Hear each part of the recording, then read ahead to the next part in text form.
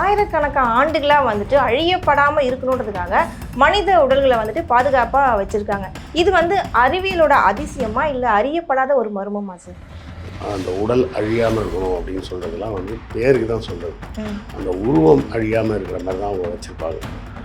ஹாலிவுட்டுக்கு வித்தியாசமாக படம் எடுக்கிறதுக்கு கதைகள் வேணும் அப்படிங்கிறப்போ வெறும் பேய் படமே எடுத்துகிட்டு இருக்கிறதுல மம்மியே உயிரோடு வந்துடுச்சு அப்படின்னு எடுத்த சீரீஸ் தான் இந்த மம்மின்ற படங்களோட சீரீஸு. இப்போ ராணி கொஞ்சம் வயசாகி திடீர்னு இறந்துட்டாங்க அப்படின்னு சொன்னால் இந்த ராஜாவுக்கும் ராணிக்கும் பிறந்த ஒரு பொண்ணு இருக்கும்ல, அந்த பொண்ணை ராஜா கல்யாணம் பண்ணிப்பார். அப்பாவே? ஆமாம், அப்பாவை தான் கல்யாணம் பண்ணிப்பாங்க. அதுக்கப்புறம் இந்த ராஜா வயசாகி செத்துட்டாருன்னா இந்த பொண்ணு இருந்ததில் இந்த பொண்ணு என்ன பண்ணும், தம்பியை கல்யாணம் பண்ணிப்பாங்க. திருமணம் செய்த பிறகு அந்த ராணி கர்ப்பமானதுக்கு அப்புறம் தான் அவரோட கணவர் ராணி கூட ஃபர்ஸ்ட் நைட் வச்சுக்க முடியும். இன்னமும் இருக்கா அந்த பழக்கம்? இருந்துச்சு. மக்கள் எல்லாரும் மன்னருக்கு அடங்கினவங்க. மன்னர் யாருக்கு அடங்கினவர்? தெய்வத்துக்கு அடங்கினவர். தெய்வம் யாருக்கு கட்டுப்படும்? மந்திரத்துக்கு கட்டுப்படும். அந்த மந்திரம் யாருக்கு கட்டுப்படும்னா பார்ப்பனர்களுக்கு கட்டுப்படும்.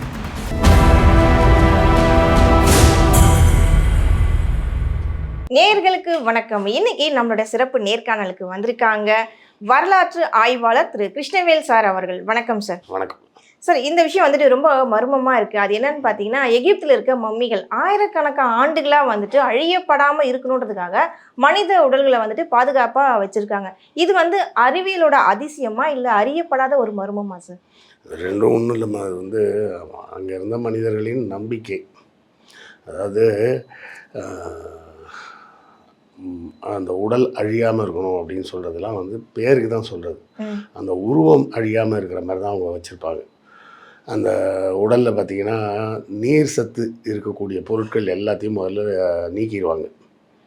அதாவது உள்ளே இருக்கிற மூளை, கண், இந்த மாதிரி எங்கெல்லாம் இந்த குடல், நாக்கு, முழு டைஜஸ்டிவ் சிஸ்டம் எல்லாத்தையும் க்ளீன் பண்ணி எடுத்துருவாங்க. அது ஃபுல்லாக கட் பண்ணி வெளியே எடுத்துருவாங்க. அப்புறம் மிச்சம் இருக்கிறது எலும்பு கூடும், அந்த சதையும் தான். அப்போ அந்த சதையும் எலும்பு கூடும் எது மாதிரி இருக்கும் அப்படின்னு பார்த்தோம்னா நம்ம ஊரில் விற்கிற அந்த கருவாடு மாதிரி இருக்கும், அவ்வளோதான். இதை பெருசாக எல்லோரும் சொல்கிறது அது உடலை பதப்படுத்தினார்கள், அப்படி பண்ணாங்க இப்படி பண்ணாங்கன்னு. அது கடைசியாக எப்படி இருக்கும்னா நம்ம ஊர் கருவாடு எப்படி இருக்கும், கருவாடு என்ன பண்ணுவாங்க, மீனில் தலையை முதல்ல எடுத்துருவாங்க. ஏன்னா அந்த தலைலாம் அந்த மூளை, கண் இதெல்லாம் இருக்கும். ஸோ அதை கட் பண்ணி எடுத்துருவாங்க. அப்புறம் இந்த சைடில் கட் பண்ணி என்ன பண்ணுவாங்க, அந்த மீனோட செதில்லாம் எடுத்துருவாங்க. செதில் இல்லை, அந்த உள்ளே இருக்கக்கூடிய அந்த குடல், அந்த மீன் சாப்பிடக்கூடிய மீனோட டைஜஸ்டிவ் சிஸ்டம் இது எல்லாத்தையும் எடுத்துருவாங்க. எடுத்துட்டா மீன் வெறும் அந்த மீனோட உடம்பு மட்டும்தான் இருக்கும். அதை உப்பு போட்டு காய வச்சுருவாங்க. அது இங்கே உப்பு போட்டு காய வைக்கிறாங்க. அங்கே தேனில் முக்கின துணியை வச்சு சுற்றி வச்சுருவாங்க. வச்சாலும் அந்த தேனில் இருக்கக்கூடிய லைட்டான ஈரப்பதம் போக போக போக அது அந்த உடம்புல இருக்க தண்ணியை சதையில் இருக்கக்கூடிய மிச்சம் கொஞ்சம் நெஞ்ச சதை தண்ணி இருந்ததுன்னா அந்த தண்ணியை உறிஞ்சிடும். எறும்புலாம் வராதா சார்? தேன்னாலே ஸ்வீட், எறும்பு உப்பு போட்டு வச்சுருப்பாங்க.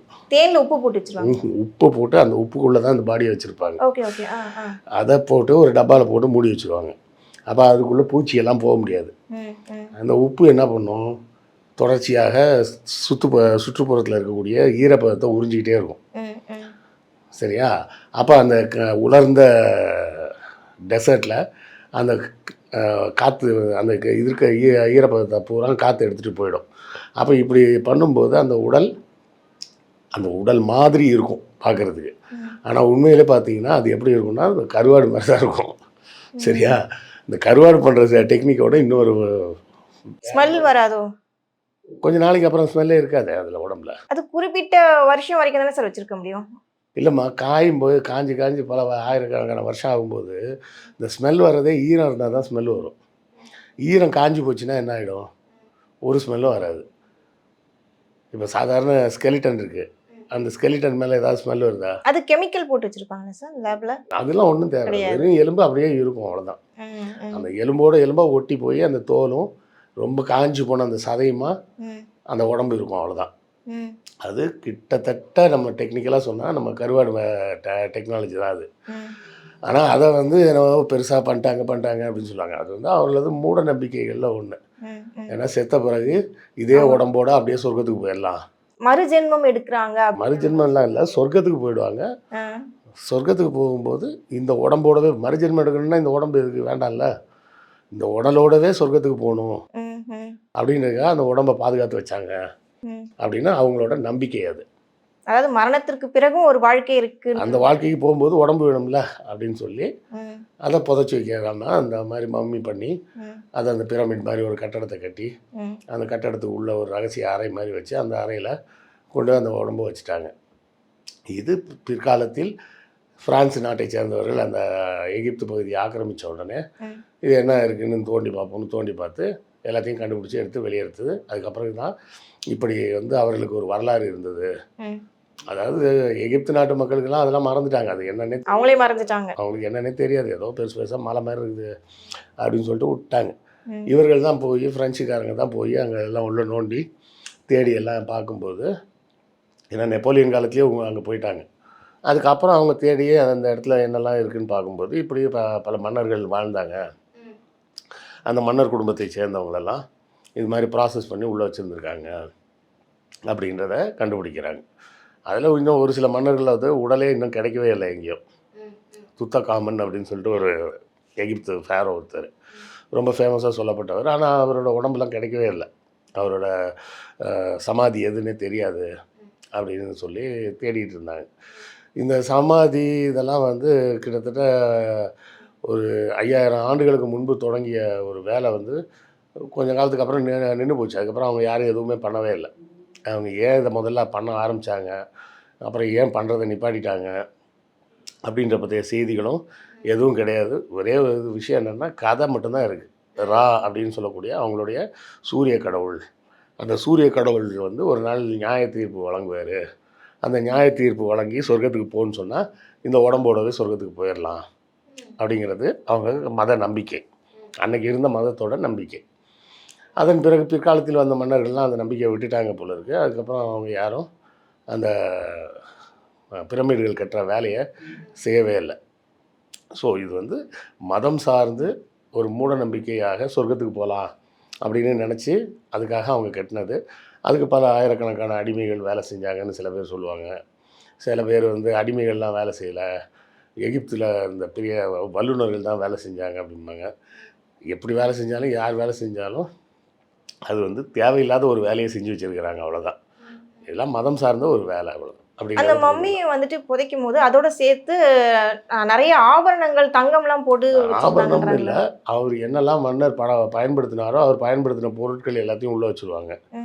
அவர் யூஸ் பண்ணிகிட்டு இருந்த ஜுவல்ஸு, ட்ரெஸ்ஸு, அவர் வழக்கமாக சாப்பிட்ற சாப்பாடு, ப்ளஸ் அவருக்கு வேலை செய்யக்கூடிய வேலைக்காரங்க இருந்திருப்பாங்கள்ல, அந்த வேலைக்காரங்களையும் உயிரோடு உள்ளே வச்சு மூடிடுவாங்க. ஐயோ! ஏன்னா மன்னர் அங்கே போகும்போது வேலைக்கு ஆள் வேணும் அப்படின்றதுனால. சொர்க்கத்தில். ஆமாம், அந்த ஆட்களையும் சேர்த்து உள்ளே வச்சு க்ளோஸ் பண்ணிவிடுவாங்க. அதுக்கப்புறம் ஒன்ஸ் க்ளோஸ் பண்ணியாச்சுன்னா திறக்க முடியாது, இடித்து தான் திறக்கணும் கதவை.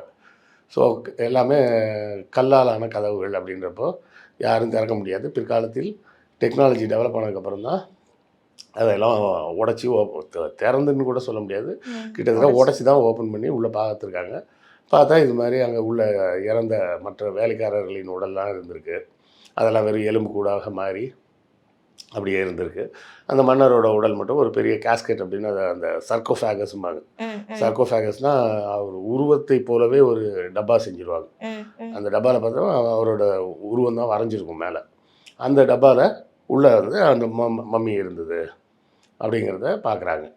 இது வந்து அந்த எகிப்து நாட்டு பூசாரிகள் அந்த மன்னர்களுக்காக செஞ்ச ஒரு வேலை அப்படிங்கிறது. அங்கே வரைஞ்சி வச்சுருக்கிற படங்கள், அப்புறம் இந்த ஹைரோகிளிப்ஸ் அப்படின்னு சொல்லக்கூடிய அந்த பண்டைய எகிப்து எழுத்துக்களில் சொல்லியிருக்க கதைகள், இதெல்லாம் வச்சு மறுபடியும் கட்டமைச்சு இப்படி ஒரு நம்பிக்கைக்காக அவங்க செஞ்சுருக்கிறாங்க அப்படின்னு சொல்லாங்க. அவ்வளோதான். இதில் வந்து பெரிய மர்மமும் கிடையாது, அதிர்ச்சியும் கிடையாது, ஒன்றும் கிடையாது. முட்டாள்தனத்தில் ஏதோ ஒன்று பண்ண வேலை.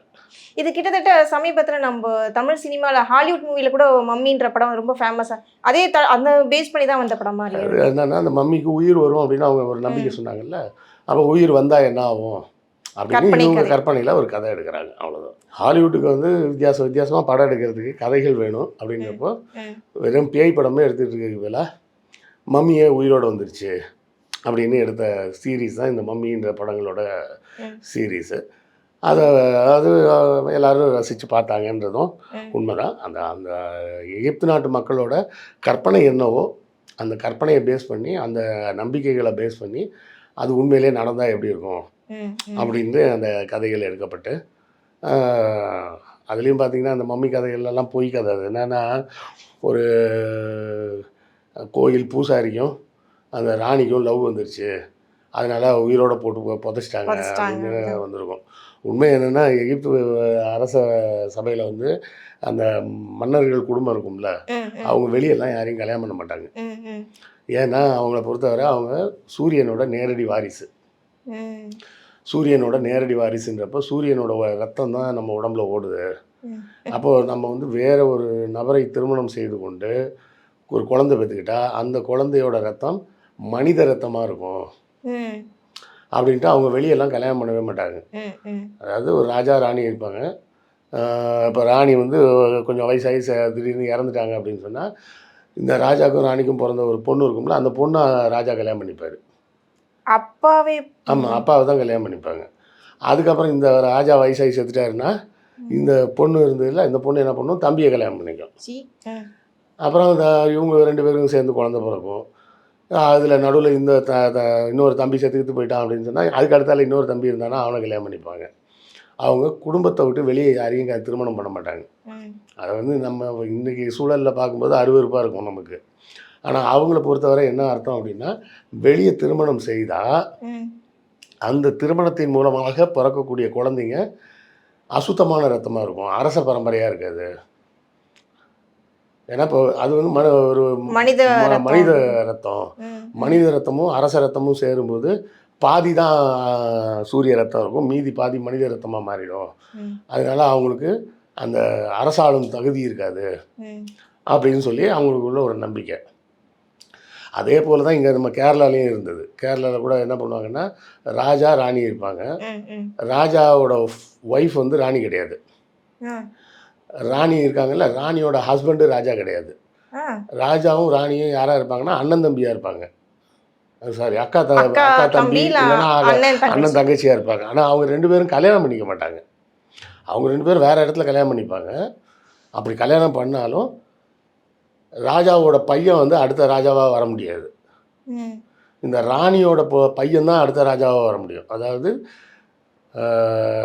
ராஜாவோட மருமகன் தான் அடுத்த ராஜாவாக முடியும். ஐயோ புரியலையே. இப்போ ராஜா இருக்காருன்னா ஆ. ராணி இருக்காங்க. ராணி வந்து ராஜாவோட ஒய்ஃபு. ஆமா. அது உங்களுக்கு பேர் ராணியே கிடையாது. சரி, ராணியே கிடையாது. ராஜாவோட ஒய்ஃபு. ம். அவங்க அது தங்கச்சி இருக்காங்க, ம். அவங்க ராணி. ம். அவங்களுக்கு ஒரு கல்யாணம் பண்ணியிருப்பாங்க. ம். அந்த அவர் வந்து யாருன்னா ராணியோட புருஷன், அவர் ராஜா கிடையாது. ம். சரியா? இப்போ ராஜாவுக்கு ஒரு குழந்தை பிறந்தா இந்த ராணி வழியாக இந்த அவரோட மனைவி வழியாக பிறக்கும்ல, அது வந்து பாதி தான் அரச ரத்தம், ம். ம். மீத பாதி வேற ஒருத்தவங்க. வெளியே உள்ளவங்க. ஆ. அதனால அந்த பையனுக்கு ராஜாவாகிறதுக்கு தகுதி கிடையாது. Okay okay. ஆ. ஆ. இப்போ ராணி வந்து அரச ரத்தத்தில் இருக்காங்க. அவங்க இன்னொரு கணவர் இருப்பார். அந்த கணவர் மூலமாக பிறக்கிற குழந்தையா இருந்தாலும் அதுக்கும் பாதி ரத்தம் வெளி ரத்தம் தான் இருக்கும். ம். ம். அதனால் என்ன பண்ணுவாங்கன்னா, இந்த ராணிக்கு திருமணம் செய்யணும்னா, திருமணம் செய்த பிறகு அந்த ராணி கர்ப்பமானதுக்கு அப்புறம்தான் ம். அவரோட கணவர் வந்து ராணி கூட ஃபர்ஸ்ட் நைட் வச்சுக்க முடியும். இன்னமும் இருக்கா அந்த பழக்கம்? இருந்துச்சு. இருந்துச்சு. 1973 வரை இருந்துச்சு. அப்பா, இது என்ன மாதிரி அரசர்கள் சார் இவங்க? இது கேரளாவில் நடந்தது. ஓகே. ஆ. அப்போ என்ன நடக்கும்னா, இந்த ராணி இருக்காங்கல்ல, அவங்களுக்கும் ஒரு நம்பூதிரியும் சேர்ந்து முதல்ல ஒரு குழந்தை பெற்றுக்கணும். ம். நம்பூதிரி அந்த வம்சத்தை சேர்ந்தவரா? நம்பூதிரின்றவர் பார்ப்பனர். அவர் பார்ப்பனர். ஆ. அவர் மூலமாக குழந்தை பிறந்தா ம். அந்த குழந்தை வந்து தெய்வ குழந்தையாக இருக்கும். ஓ, பார்ப்பனர்ன்றனால அவர் தெய்வ குழந்தை. ஆமாம். அதாவது எப்படி கணக்குன்னா, மக்கள் எல்லாரும் ம். மன்னருக்கு அடங்கினவங்க. மன்னர் யாருக்கு அடங்கினவர்? தெய்வத்துக்கு அடங்கினவர். ம். தெய்வம் யாருக்கு கட்டுப்படும்? மந்திரத்துக்கு கட்டுப்படும். அந்த மந்திரம் யாருக்கு கட்டுப்படும்னா பார்ப்பனர்களுக்கு கட்டுப்படும்.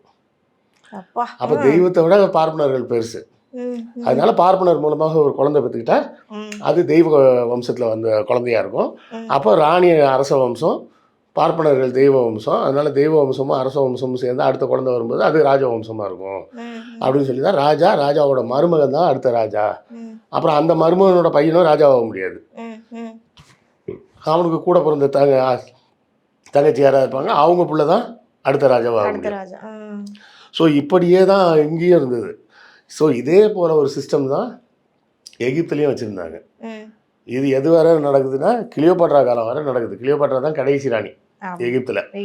அது வரை அதே போல் தான் நடக்குது. கிளியோபாட்ரா மட்டும்தான் வெளியே ஒரு பையனை ஒருத்தனை கல்யாணம் பண்ணி ஒரு பிள்ளை பெற்றுக்கிறான்.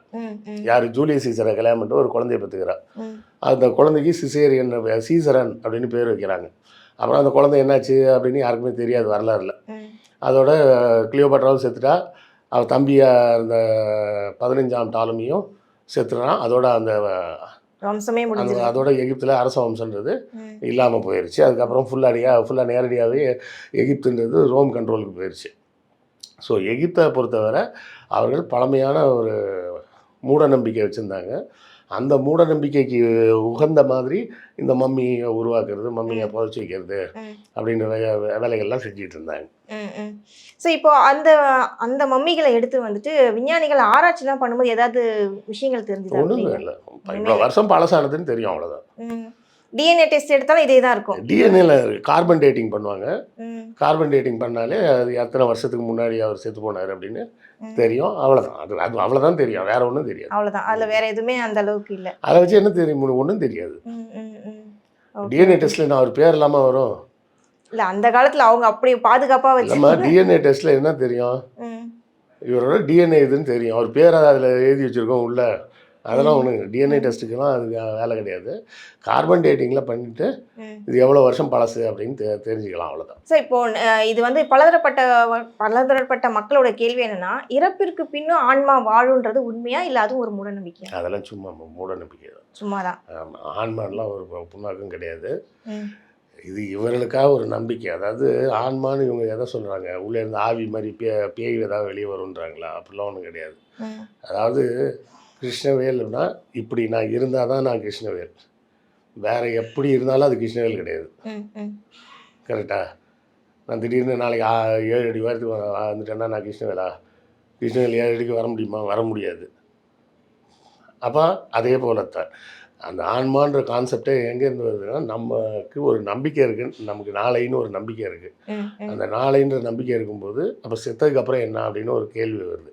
செத்ததுக்கப்புறம் ஒன்றும் கிடையாது. சிஸ்டம் கரெக்ட் ஆகி போச்சுன்னு அர்த்தம், அவ்வளோதான். சிஸ்டம் கரெக்ட் ஆகிடுச்சு. ஆமாம், ஹார்ட் டிஸ்க்கு கரெக்ட் ஆகி போச்சுன்னா அதுக்கப்புறம் அந்த ஹார்ட் டிஸ்க் வச்சு ஒன்றும் பண்ண முடியாது. அதுபோலத்தான் நமக்கு ஒரு மனிதன் தான் என்ன அர்த்தம்னா அவனோட நினைவுகள் தான் அந்த மனிதன். அவனுக்கு என்னெல்லாம் ஞாபகம் இருக்கோ அதுதான். இப்போ எனக்கு என்னெல்லாம் ஞாபகம் இருக்குது, நான் பிறந்ததுலேருந்து இன்றைக்கி வரை என்னெல்லாம் நடந்ததுன்னு எனக்கு ஞாபகம் இருக்குது. திடீர்னு என்னை கூப்பிட்டு அதை எல்லாத்தையும் அழிச்சிட்டாங்கன்னா என்னாச்சு? அப்புறம் நானே என்னை கிருஷ்ணவேல்னு ஒத்துக்க மாட்டேன். கரெக்டாக? ஒரு மனிதன்றவன் என்ன அது? அவன் இதுவரை பார்த்த அனுபவங்களின் நினைவுகளின் தொகுப்பு. அந்த அனுபவங்களின் நினைவுகளின் தொகுப்பு அழிஞ்சு போச்சு அப்படின்னு சொன்னால் அங்கே இல்லைன்னு அர்த்தம். அப்படியே இன்னொரு இடத்துக்கு போயிடுவான் அப்படின்லாம் ஒன்றுமே கிடையாது. கரெக்டாக? ஸோ ஆன்மான்றதெல்லாம் பொய், அப்படிலாம் ஒன்றும் கிடையாது. அது பூரா மூட நம்பிக்கை. இவர்களுக்கு கடவுள் வேணும். இவர்களுக்கு என்னென்னா பேராசை. நம்ம வந்து செத்ததுக்கப்புறமும் உயிரோடு வாழணும்னு. செத்ததுக்கப்புறம் முடிஞ்சு போச்சு, அவ்வளோதான். அதுக்கப்புறம் என்ன அப்படின்னா அதுக்கப்புறம் ஒன்றும் இல்லை, அவ்வளோதான். அப்படியே போனோம்னா கன்னியாகுமரி வந்துச்சு சார். கன்னியாகுமரிக்கு அப்புறம்னா அவ்வளோதான், முடிஞ்சு போச்சு. டெட் எண்ட் வந்தாச்சு, அவ்வளோதான், முடிஞ்சு போச்சுன்னு அர்த்தம். மரணம்னா முடிஞ்சு போச்சுன்னு அர்த்தம், அவ்வளோதான். அந்த பயணம் முடிந்து போச்சு, அதுக்கு மேலே அவருக்கு அங்கே இடம் இல்லைன்னு அர்த்தம். ரொம்ப நன்றி சார். நிறைய விஷயங்கள் மக்களுக்கு புரிகிற மாதிரி சொல்லியிருக்கீங்க. தொடர்ந்து பேசுவோம். நன்றி, வணக்கம் சார். நன்றி.